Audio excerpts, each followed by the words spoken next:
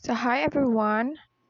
In this video, it contains the CMO 22 to 2010. There are two topics: the miscellaneous provision and the harbor regulation related to customs.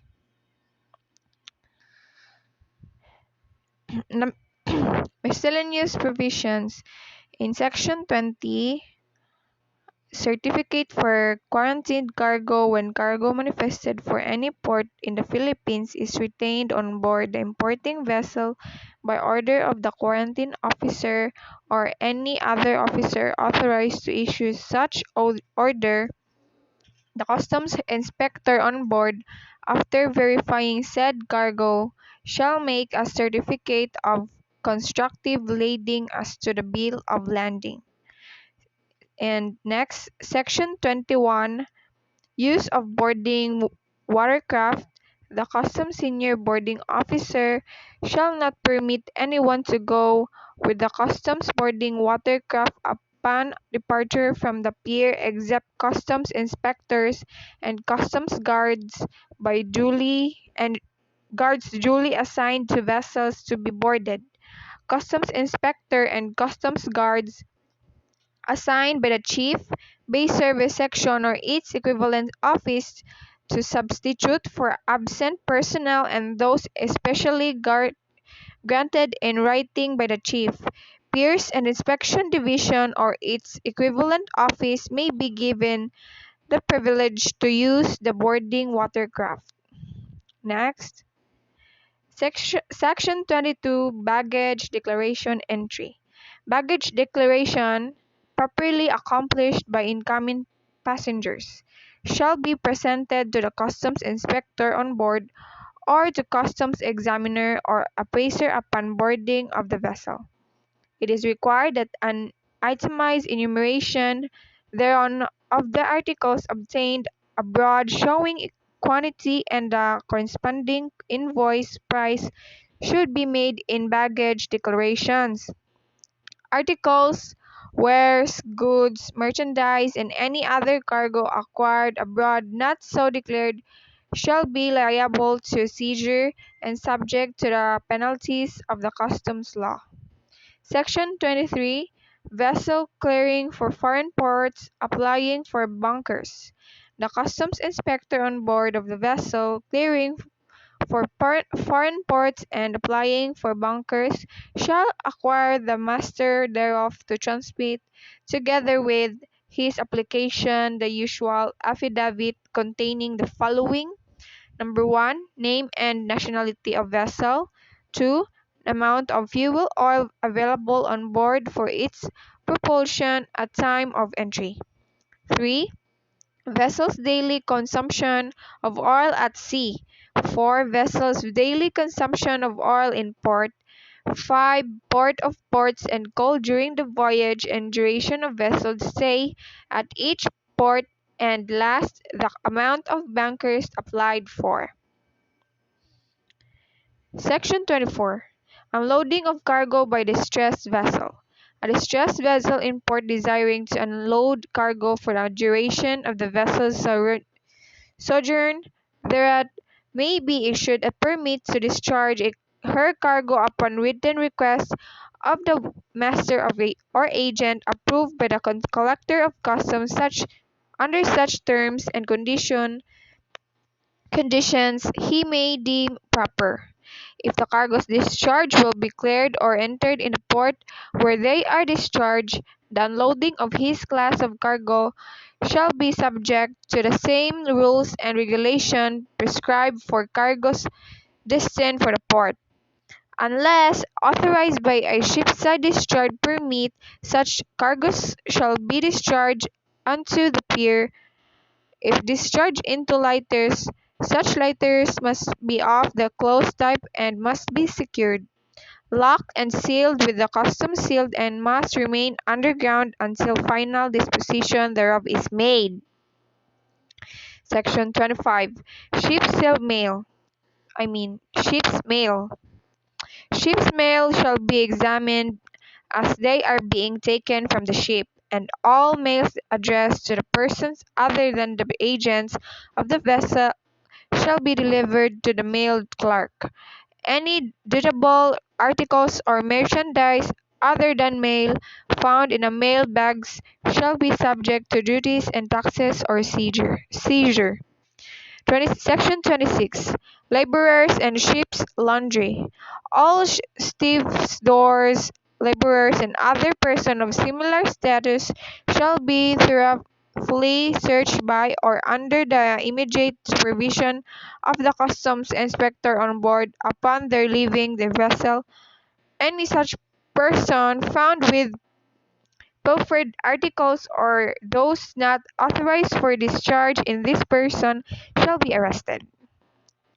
For bundles of clothing, sheets, linen, or laundry, etc., which are to be taken ashore for laundering, a list shall be prepared by the inspector, who shall check them against such list upon their return on board, so that the corresponding duties and/or taxes may be assessed and collected on those unaccounted for before the vessel sails. Section 27. Seizures. The customs inspector or customs guard making seizures shall deliver to the owner or the claimant, and if unclaimed, to the master of the vessel, a receipt describing the articles seized. He shall forward immediately the articles seized together with a seizure report and transfer note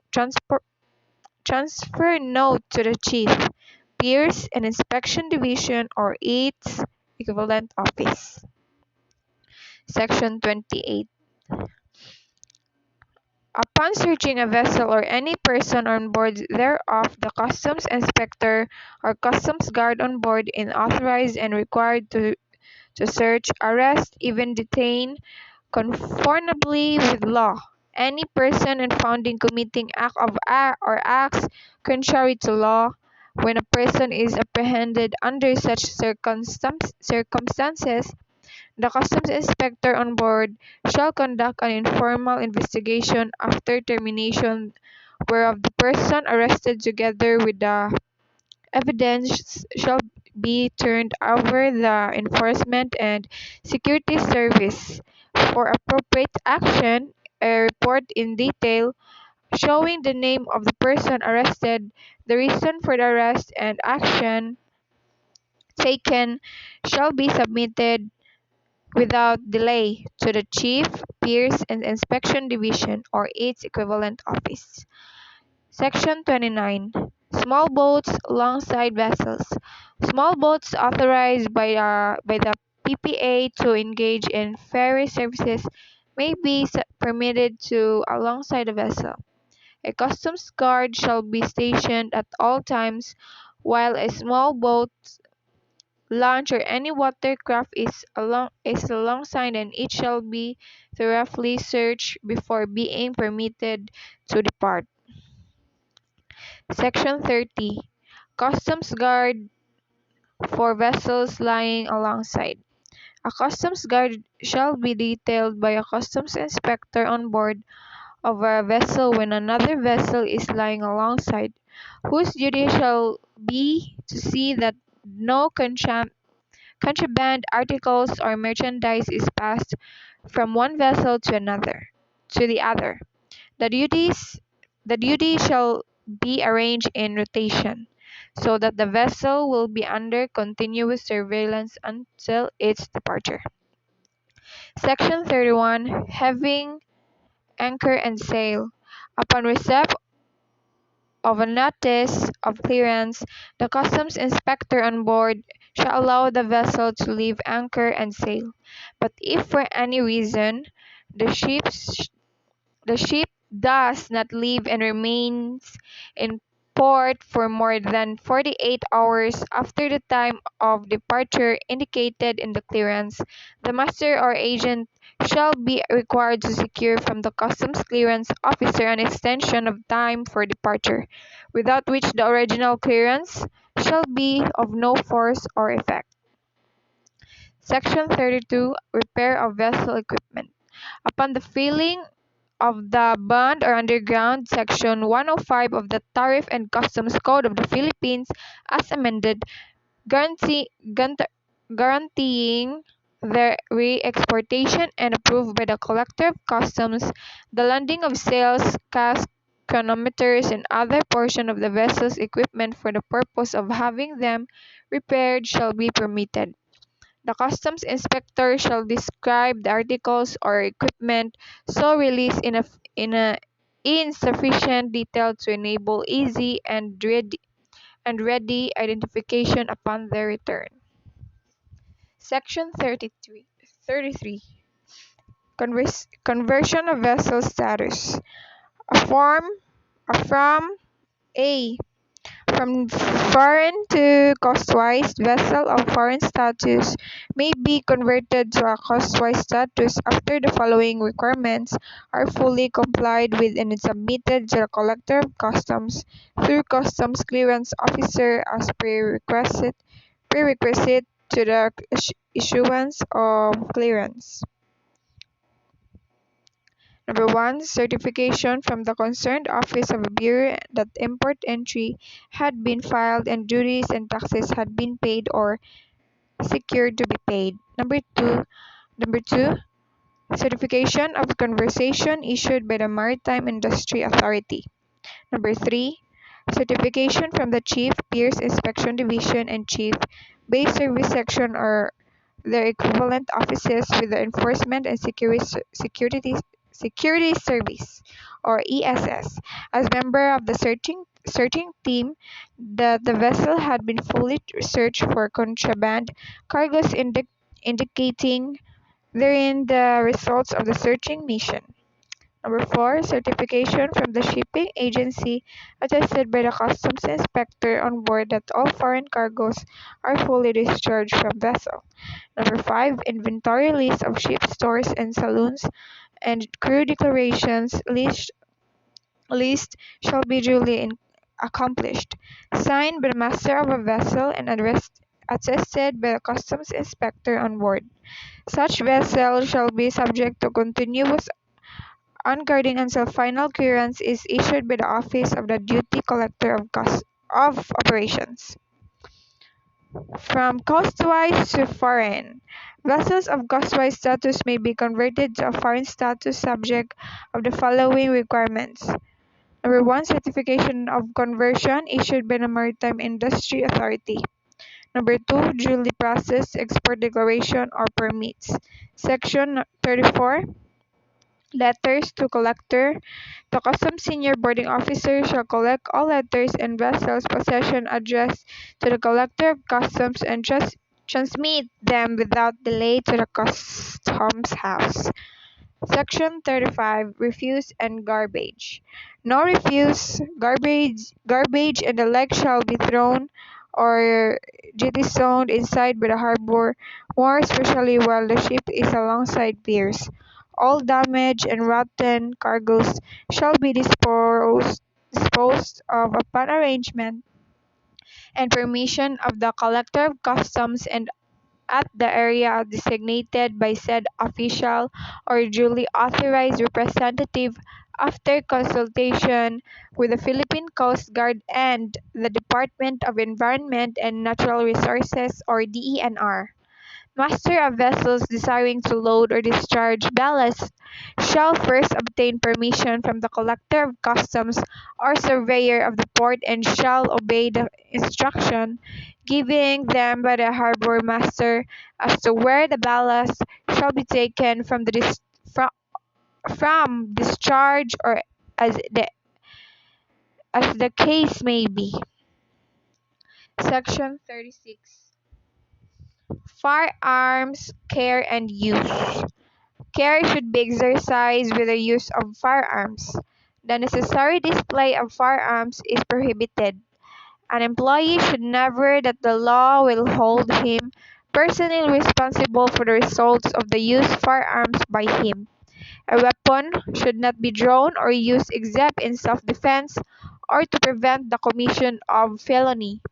While it is not intended that an officer or employee should jeopardize his own life or the life of an associate when danger threatens.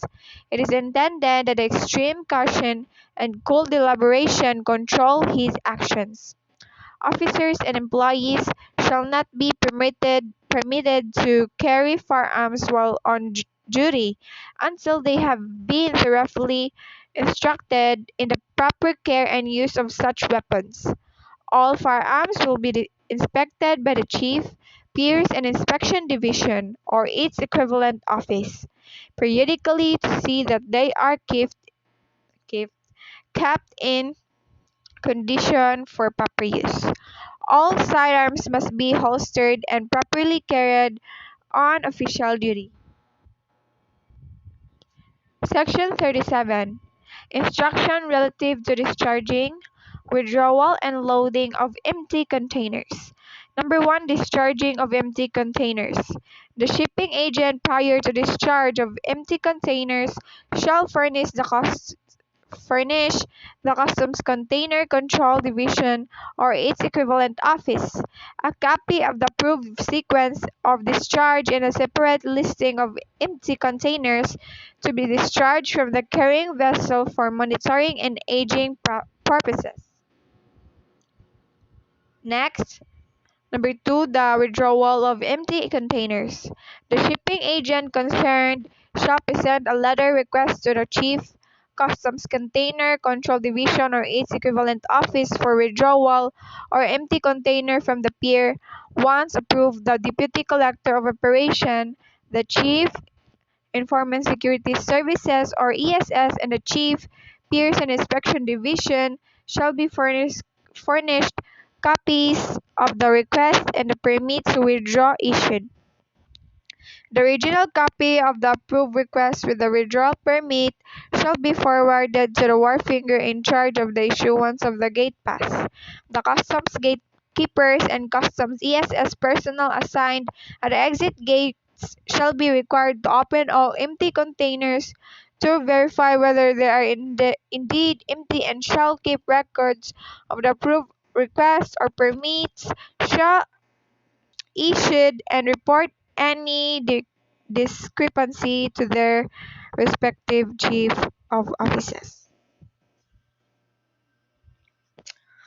Number 3, loading of empty containers. Prior to the loading of empty containers on board carrying vessel, the shipping agent concerned shall apply to the special permit to load or SPL in a letter application made for that purpose of the Customs Container Control Division or its equivalent office. It shall be the responsibility of the Customs Container Control Division or its equivalent office to physically inspect every empty container brought into unloaded onto the port and to verify if indeed the same is empty is represented by the concerned parties. The empty containers shall be inspected upon their arrival into after their unloading onto the port and not when these empty containers are being loaded into the carrying vessel. For this purpose, the Chief Customs Container Control Division or its equivalent office shall coordinate with the concerned shipping agent and the arrest operator for the segregation of these empty containers and for their inspection while in the port.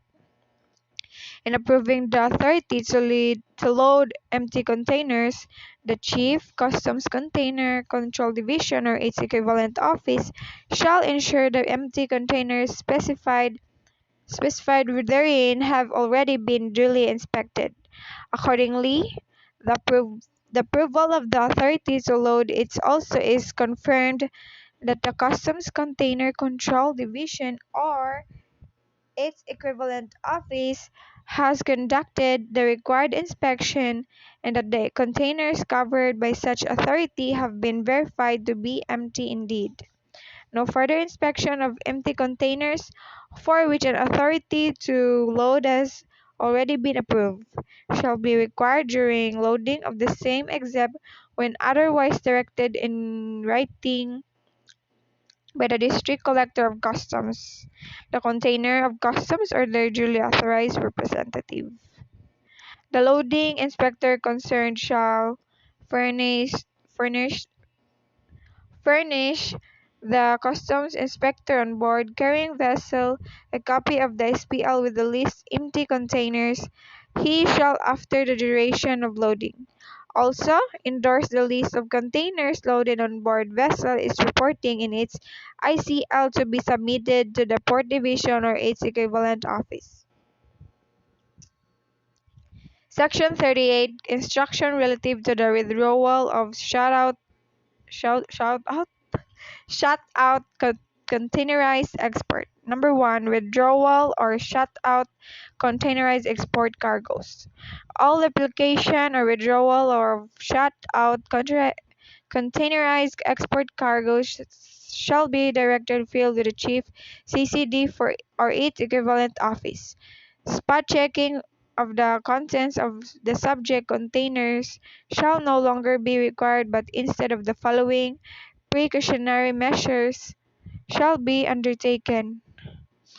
The application to withdraw or shut out containerized export shall be accompanied at all times by the following: certification of the shipping agent concerned attesting to such fact, and equipment interchange receipt IER, and a copy of export declaration, permit, and carry.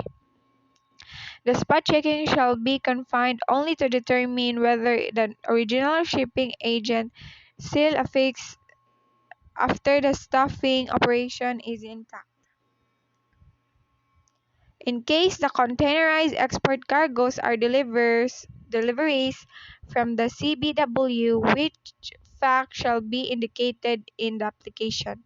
The same shall not be withdrawn unless accompanied by a customs guard who shall guard the same until the shipment is received by a assigned customs houseman or customs storekeeper at the CBW. For this, for this purpose, the Chief Customs Container Control Division or its equivalent office shall coordinate with the Chief Banded Warehouse Operating Division concerned for underguarding requirements. In case the particular CBW is not indicated in the application, the Chief Customs Container Control Division or its equivalent office shall have a complete file of all active CBWs and accredited members obtained from each CBW operating division for reference purposes. Section 39 Shifting of Cargoes. Shipping agent shall submit a written request for shifting of cargoes to the office of the Chief Pierce Inspection Division or its equivalent office, which in turn shall recommend its approval to the Deputy Collector of Operations. Section 40. Divanning, stripping, and stuffing. Consignee shall submit a written request for divanning, stripping, stuffing to the Office of the Chief Pierce Inspection Division or its equivalent office, which in turn shall recommend its approval to the Deputy Collector for Operations. And Section 41, direct to the truck transfer. For direct transfer of a container or cargo from vessel to truck, consignee or customs broker shall submit a written request to the Office of Chief Pierce and Inspection Division or equivalent office, in which turn shall recommend its approval to the Deputy Collector of Operations. Section 42. Overtime permit. All requests for overtime work by Pierce and Inspection Division or its equivalent office. Personnel other than those regular activities mentioned in this manual shall be recommended by the Chief, Pierce and Inspection Division or its equivalent office and approved by the Deputy Collector of Customs. In Section 43, discharging of vessel sludge.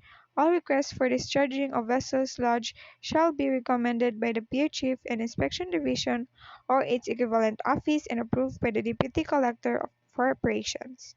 Sample of sludge shall be taken by the Customs Examiner formal entry division or its equivalent office for examination purposes. Next, Section 44, Bunkering Permit. All requests for vessel bunkering or refueling shall be recommended for approval by the Chief Gears and Inspection Division of its equivalent office to the Chief Port Operations Service AOCG.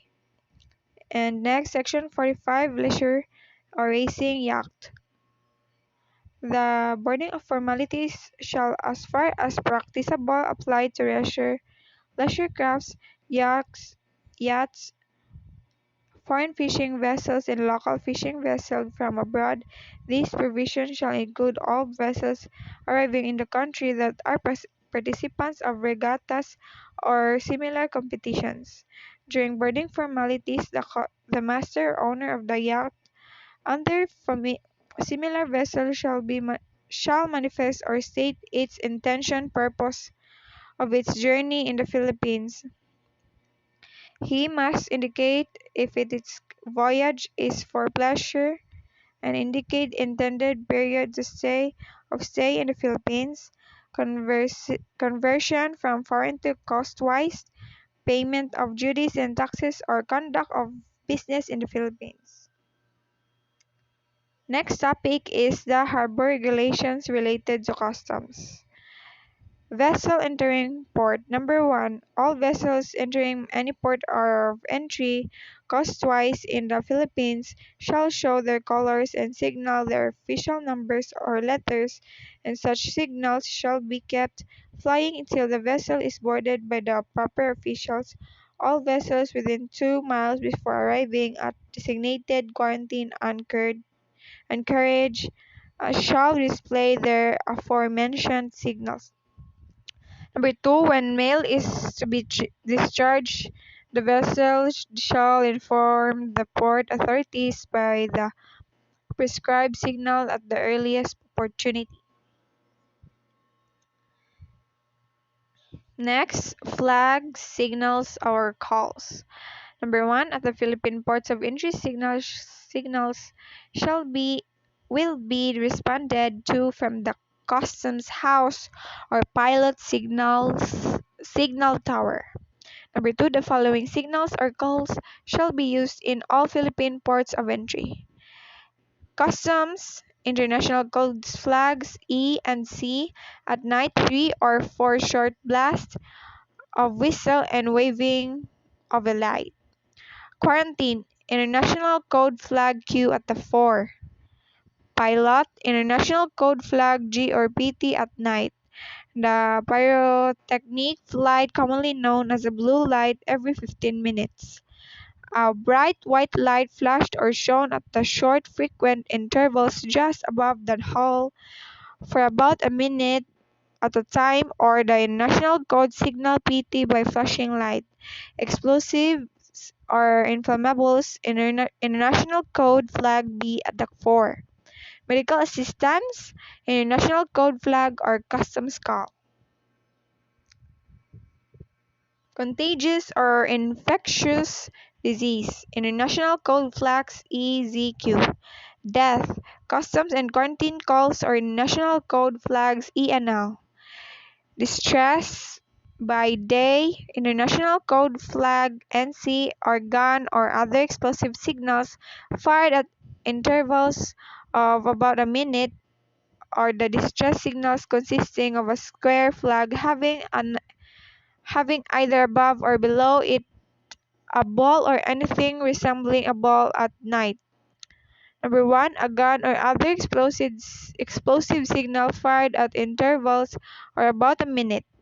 Flames on a vessel, as from burning fire, oil barrel, etc., or rocks or shells, throwing stars or any of any color or description fired one at a time at short intervals. Male, International Code Flag Y. Waterboat, International Code Flag RCQ or FU. FU. PIDESS, Customs Call. Harbor Master, International Code Flag GYT. Maneuvering, International Code Flag D at night. C. Quarantine requirements that illness or accidents involving physical or any person on board a vessel in harbor shall be at once reported to the Collector of Customs and the quarantine officer. Repair dry docking of vessels. No repairs except minor ones shall be allowed on a vessel in any port without the permission of the Collector of Customs or the Deputy Collector for operations shall as its transfer to a designated place of dry docking and shall be subject to continuous underguarding until final clearance. For dry docking, the following documents are required: searching and inventory report. Approval from the Office of Deputy Collector for operations. Certification from contractor, scope of work and duration of repair. Next, sunken vessel. Whenever a navigation of any harbor or navigable river tributary thereto shall be obstructed by any sunken vessel, both watercraft or other similar obstruction has existed for a period longer than 30 days or whenever abandonment can be established on a less space of time. The sunken vessel, both watercraft or other obstruction, may be broken up, removed, sold, or otherwise disposed of any collector of customs, in this discretion, at the expenses of the owner, provided, however, that if navigation of a waterway is prevented or seriously endangered by any obstruction, the collector of customs may cause its removal immediately and before the expiration of 30 days at the expense of other thereof. Next, lighters, dogs, and other watercraft. Lighters shall not be tied or removed alongside a vessel without permission of the customs inspector on board such vessel.